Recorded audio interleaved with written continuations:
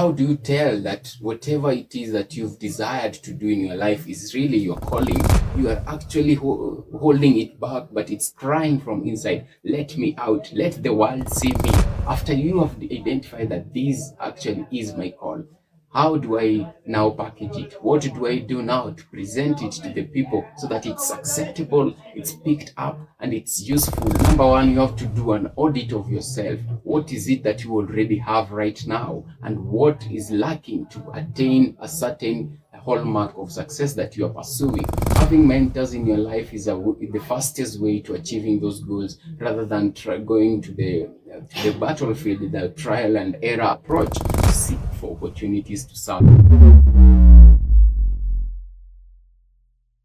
So today in this video, I gathered strategic pointers that will really help you to identify who you are or what it is that God has called you to do. And then once you have identified those things, then what you can do to package that calling and that set of skills, to present it to the marketplace, to present it to the people that you sent to serve, and to ensure that you actually live into the fullest potential of who you're supposed to be. How do you tell that whatever it is that you've desired to do in your life is really your calling? Check for these pointers to know that actually this thing that I have been pursuing, this thing that I've been interested in, is actually my call. So number one, if you feel some leap of joy in your heart whenever a topic is discussed, for instance, you're watching news and you see there is an opportunity somewhere for people to maybe go into the community and create awareness, like civic education and all that. This news alone is making you feeling joyous, is making you seeing opportunities, making you see yourself already serving a certain sect of people. Then you're potentially looking at a line of life that you should be pursuing.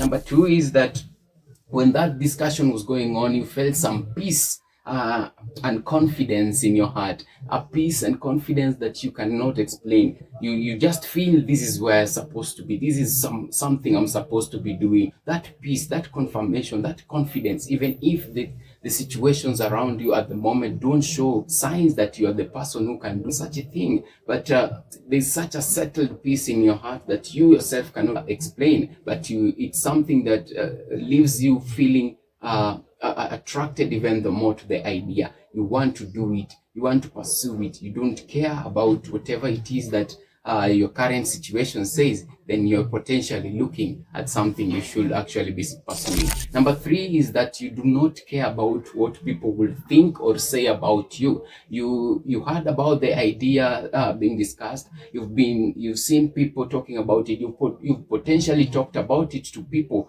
but maybe their reception about you doing it was so low. They think that you are not the best person to do it. But deep inside your heart, you feel that this is something that you can pursue and actually achieve. You don't care whether you will be ashamed when you try and fail. You don't care whether people will laugh at you. Then you have actually already gotten hold of what you're supposed to do.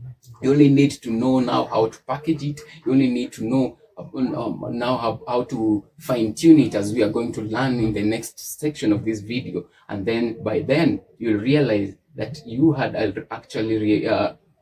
actually identified who you're supposed to be and what you're supposed to do, but it was just not yet fully packaged and prepared for the marketplace. Number four is that whenever that idea is being discussed, you feel like it's been part of you for a long time. You actually identify with that idea. You might be 20 years old, 30 years old, but it feels like the entire of your life you've been with this idea. It's been a part of you and just concealed within you. It's not like it's something new.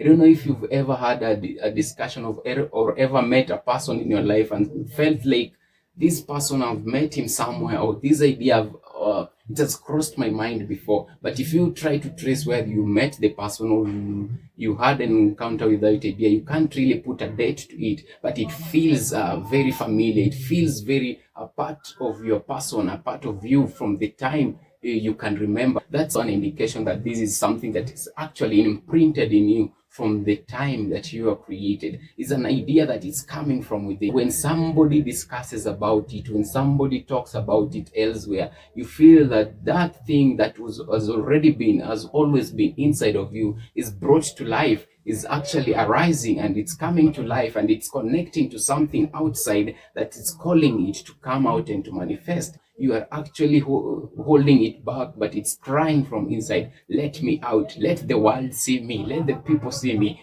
That another indication that you have known, you have met your call without you even knowing. And number 5 is that when that particular thing was being discussed, or you encountered it externally, you felt that conviction to do whatever it takes. And whatever it takes, I mean legal and morally right steps that it takes to achieve that which you have to achieve. You are not willing to give up. You are ready to go through if it's a business, you're ready to go through the long processes of registering a business to make sure that this business is legally set up, so that you do not rub shoulders with the authorities. If it's a marketplace solution or service, you're ready to go to the trainings, you're ready to take extra courses, you're ready to strain yourself and make sure that you stand out among the 1% of the people that offer that solution, so that it can position you at a point of advantage, that when opportunities come, they find you ready. So at this point, you know the 5 signs that point out that you have already met your call, and maybe you never knew that whatever it is that you're patronizing with was actually your call. Now let us look at what to do after you have identified that this actually is my call.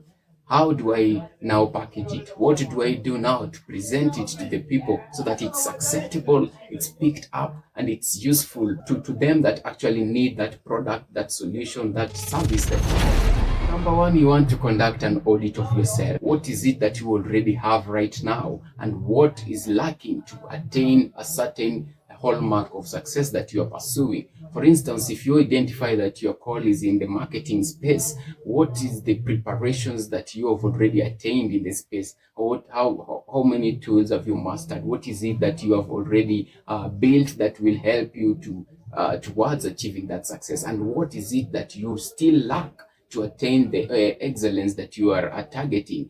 Knowing what gaps exist and highlighting them is going to help you to pursue that call, to pursue that mission strategically and effectively, so that you do not miss out on anything.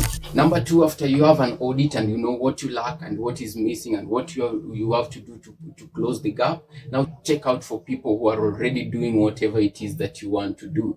If you have people in the same industry, in the same calling, that have already succeeded before you, go to them. It's better to go and meet them one-on-one and sit them down and maybe have them help you. This one will help you to understand the things that you can avoid, the mistakes that they made in the journey when they were starting, and then you can try to avoid those similar mistakes, and this will give you an edge. It will help you now to know how to walk the path without having to face the same mistake that other people before you have faced. And that is a good thing. Having mentors in your life is the fastest way to achieving those goals, rather than going to the battlefield, the trial and error approach. If you don't have people across which you can maybe contact on one-on-one or meet in person, you can simply read books. There are people who have written books concerning the area that you have now identified as your call. Then learn from their mistakes as well, learn from the experiences. You can check videos on YouTube in the same niches already, people who have experienced the same problems or maybe the same challenges in that call. You can sit down, listen to videos, take your key points and implement the strategies that they implemented. And this is the advantage that we have in the current day and age. You can learn almost anything, anywhere, without having to maybe sit on one-on-one with the person. After you've trained yourself, you've learned everything about the gaps and you've closed those gaps, the third thing that you're supposed to do now is to seek for opportunities to serve. This is the earliest stage of your manifestation. This is the step that helps you actually to build hands-on experience. You can either offer these solutions voluntarily, in church or in communities around you or in corporate setups as internship and all that. Do not worry about the pay at this stage in your life. Do not worry about what comes into you. All focus is making sure that the end user, the target audience, and the people that you are called to serve are actually enjoying your service, your gift, your solutions, and that they are getting acquainted to such services, to that quality, to that which you are already offering. So much so that when you now start to charge for this thing, it will be something that they will happily pay for, they will happily demand for actually. Then you are now much more prepared. Continue to the next step, which is to seek opportunities. Knock at those doors. Call on to the people that you think might have the opportunities. Link up with people, market yourself, prepare yourself, put yourself out there. And actually, when someone raises an eyebrow and turns their head toward you to seek that which you offer, they will find you prepared. They will find you the portfolio which you created in number 4, when offering your services for free. At that point, you can now ask for premium charges. At that point, you can now start enjoying the fruit of your labor, because you took the time to prepare for this. And not just to prepare, you started at the very beginning to identify what your call was, and then went ahead to prepare and to package that call effectively, and now then you presented it to the people that actually need it. It's a perfect double satisfaction. You serving in the area that you are called to serve, and also gaining the fruits of that you're doing to help humanity and to help the people that God actually sent you. I hope this helps you, and I hope this makes you a better person, knowing that it's never late to start.